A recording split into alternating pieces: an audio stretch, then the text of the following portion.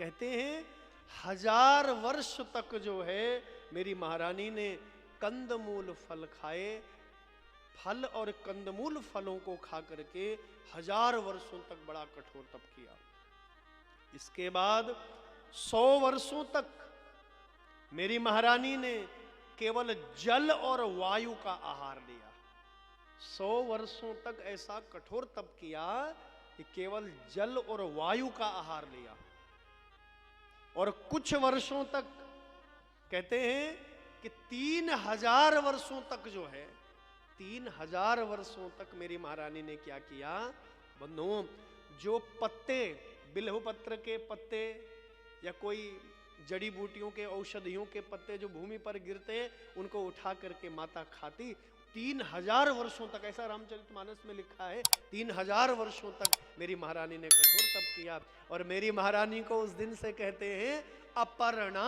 बोले अपर्णा मैया की 3000 वर्षों तक केवल पत्ते खाए हैं, सूखे पत्ते, बिल्वपत्री के सूखे पत्ते खाए या औषधियों के सूखे पत्ते खाए, इसलिए मेरी महारानी का नाम पड़ा अपर्णा।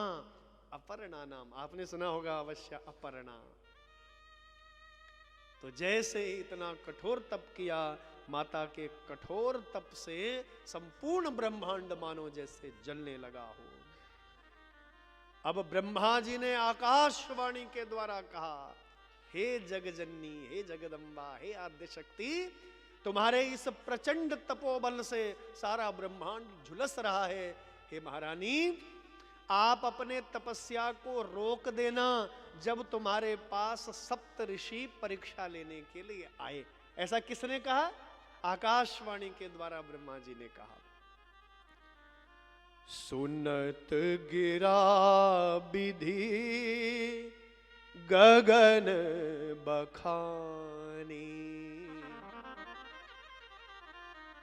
सुनत गिरा विधि गगन बखानी।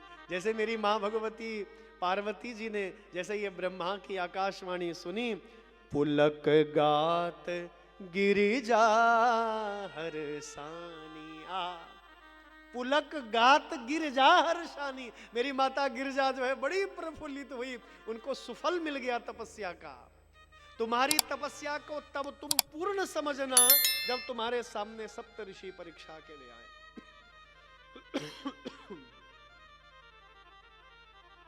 मेरी महारानी पार्वती बड़ी प्रसन्न